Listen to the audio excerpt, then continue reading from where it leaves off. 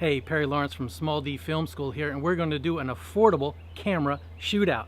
I've got my handy Canon DSLR, I've got my Kodak PlayTouch, I've got my Hero 2 from GoPro, and I've even got an iPhone 4S to throw into the mix just for fun. It's not going to be a scientific approach, but we're in some harsh lighting conditions. I'm going to put all of these through their paces. So join me, let me know what you think.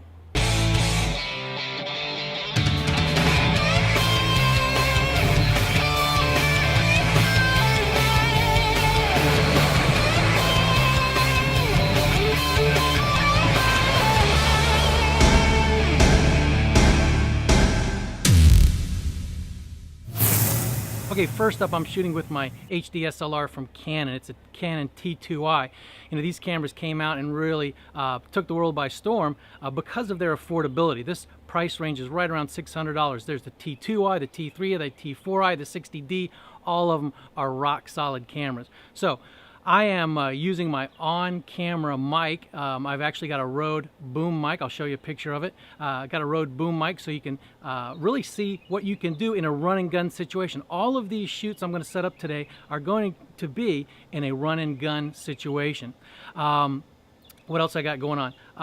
I've got a neutral density filter on here just to give me some of that beautiful bokeh in the background. I'm shooting at a low ASA, and I am shooting at 180-degree shutter speed, which would be 48, because I'm shooting at 24p. So I just say all of that to say, you know what, you can do a lot with these cameras, and they work great right out of the box. Here it is in fully auto mode. Okay, here's the same camera, the Canon T2i in fully automatic mode. I'm actually even using the built-in microphone, and you can hear the AGC pumping in and out.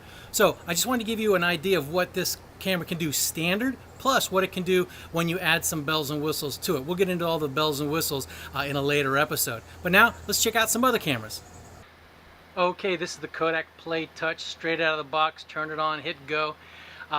Great little camera. I'm using the onboard microphone, and it does have some mic gain control, but you want to be careful with that. The beauty of this camera is that it does have a mic in jack, so you could actually attach a lavalier mic. Again, this is a real world run and gun situation. I've got no mic attached to this one. In a future episode, we'll definitely do a shootout with some microphones, but for now, high to noon, worst time in the world to be shooting. I just wanted to show what these cameras can do in horrible situations. All right, let's check out the next one. Okay, this is the Hero 2 from GoPro, and I've got it set on narrow mode. And the beautiful thing about this camera is it's 1080p, high resolution. It's got a mic in jack. I'm using the mic built in right now. But I just wanted to show you what the narrow setting looks like. It's got a medium setting. Now I'm going to go to full wide to give you an idea of what you can do with this camera. Okay, the Hero GoPro 2, or the GoPro Hero 2 in full wide mode. So you can imagine what kind of shots you can get with this thing, and that's why it's so popular with sports enthusiasts. It comes with a waterproof case. It's got a mic in jack, high quality 1080p video. So this is a great little camera. Just wanted to throw this into the mix for those of you who are interested. Now again, you can add an external mic, put a lavalier on there, and get some amazing quality audio as well. All right, let's check out the next camera.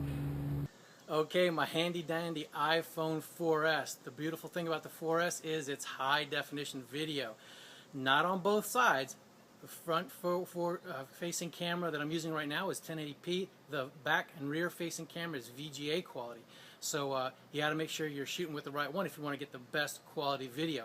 The tough part is lining it up, getting it all positioned correctly. I use my handy dandy stand-in for focus and framing, and you can do something similar too. All right, now we've shot with all these four cameras, and we've outside. It is hot as blazes out here. Let's go indoors and check out that situation with these cameras. Okay, we're indoors, and another tough situation, mixed lighting. So I've got incandescence overhead, and I've got daylight right to the left and the right of me. So another difficult situation, but you know, these cameras can handle well. This is the iPhone 4S. Again, you're going to hear a little bit of room sound in here because it's quite a quote-unquote live room. A lot of hard walls, hard floors. you can hear the sound bounce around, and that's what you're going to get from the on-camera microphone on these cameras. So let's check out the next one. Okay, this is the Hero 2 GoPro from GoPro, and this is on narrow mode. So again, this camera can shoot narrow, medium, and like you saw, super wide. Ow! And again, a great camera using the on-camera microphone. We're really this trip around focusing on video quality and what you can do and how it translates to how you film and how you post it on the web. So the Hero 2 from GoPro, great little camera. Go to their site, you can register to win their entire boatload of stuff. Let's check out the next one. Okay, the Kodak PlayTouch. And all these cameras are, I'd say, 6 feet away. And this is a completely non-scientific approach. Some cameras are wide enough that they're getting some of the outdoor light, so that's affecting their color temperature and their exposure. So again, this is not a critical test, but it's just kind of a run and gun test just to throw some of these cameras up against each other. Again, this is the Kodak PlayTouch, also known as the ZI-10 on-camera microphone. Very boomy room. Again, all of these cameras, save for the, well, even the iPhone, but all of them can take an external mic, which would improve the overall quality quite substantially. So let's take a look at the iPhone in this situation. No, we already did that. Let's take a look at the Canon DSLR. Okay, the Canon T2i with the built-in audio. I'm using the microphone that's built into the camera. And we are using a pretty standard lens. I'll put the lens in the lower third, let you know what we're using. Zoomed in a little bit, and fully auto mode. All right, so this is basically it, straight out of the box. So again, tough lighting situations, got incandescent overhead, got daylight surrounding, and the camera does a pretty substantial job of color correcting and white balancing.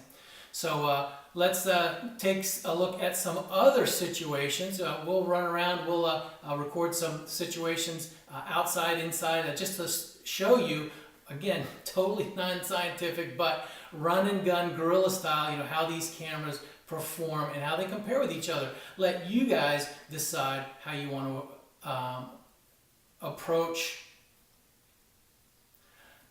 I want you guys to decide what camera works for you.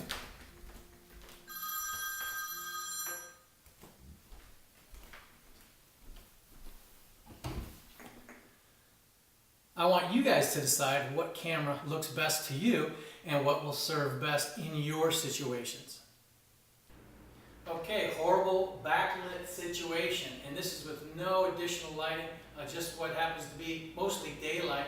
But again, backlit situation, not good, not a good idea to shoot, but I wanted you to see how the camera performed in this situation. This is the T2i.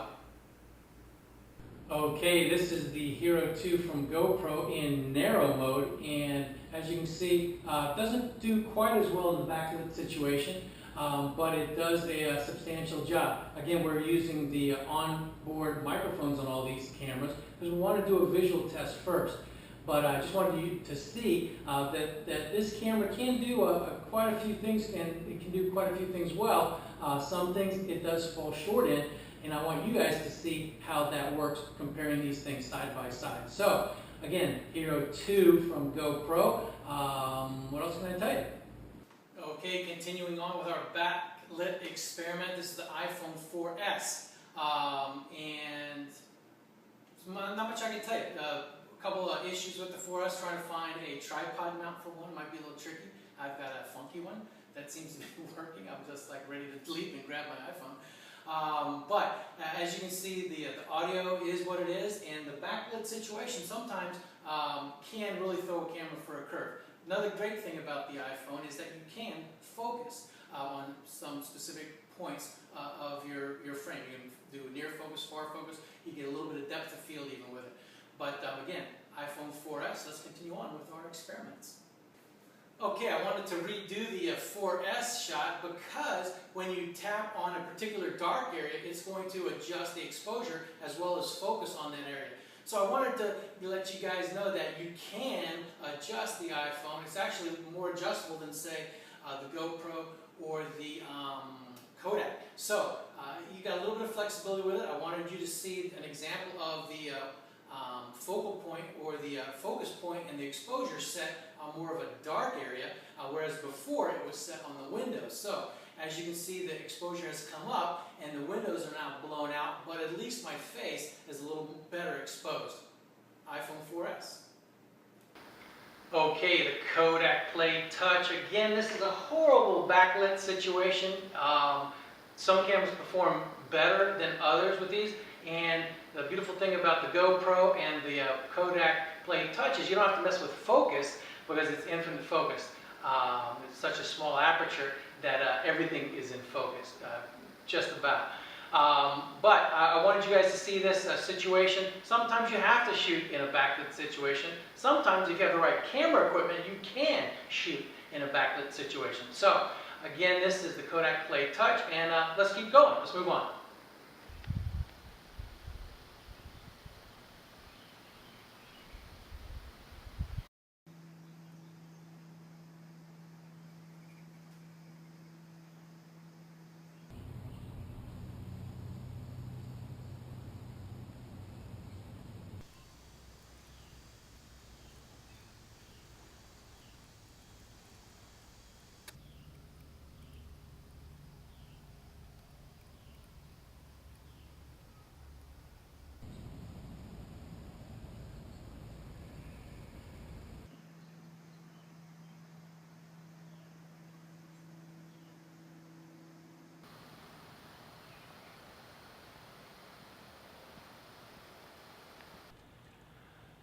Well, that wraps up our informal, non-scientific, total seat of the pants, run and gun, guerrilla style, low cost, affordable camera shootout. I want to thank you for taking the time, and hopefully, this answered some questions you might have when these cameras are compared side by side.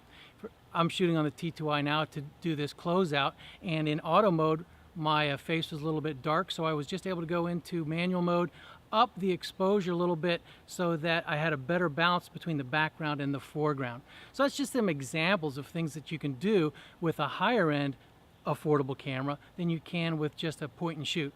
Now, point and shoot is basically zero learning curve. You point and shoot, that's why they call them that. And with a camera such as the T2i, T4i, 60D, etc., there is going to be a bit of a learning curve, but it's going to be well worth it. For Small D Film School, I'm Perry Lawrence. I would love to get your comments. If you want me to shoot something specific with these cameras so that you can do an even more in-depth evaluation, let me know. I'd be happy to shoot that and do another comparison for you guys. So again, thanks for staying tuned. I would love a comment, and if you haven't already, please sign up for our newsletter. I'll let you know when the next episode comes out. Perry Lawrence for Small D Film School. I'll see you next time.